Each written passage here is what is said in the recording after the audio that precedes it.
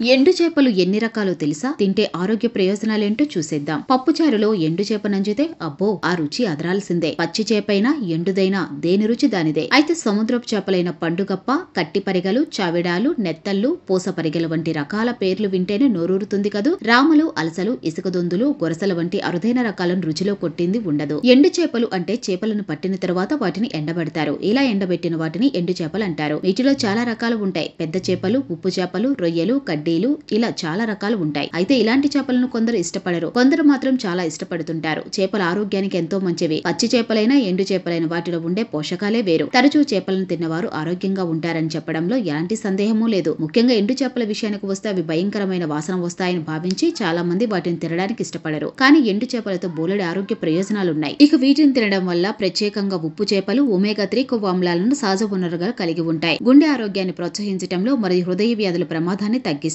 Stroke ప్రమాదాన్ని తగ్గిస్తుంది. దీనిలో ఉండే ఒమేగా-3 కొవ్వు ఆమ్లాలు రక్త ప్రసరణ మెరుగుపరచడానికి, మెదడులో రక్తం గడ్డకొట్టకుండా నిరోధించడానికి సహాయపడుతుంది. చేపలను తినడం వల్ల వివిధ రకాలుగా స్ట్రోకుల ప్రమాదం నుంచి తగ్గుతుంది. ఎముకల్లో వాపును తగ్గిస్తుంది. చేపలు అసంతృప్త కొవ్వులకు, ప్రత్యేకించి ఒమేగా-3 కొవ్వు ఆమ్లాలకు ఓ మంచి మూలం. కాబట్టి కాబోతున్న తల్లులు చేపలు తినడం మంచిది.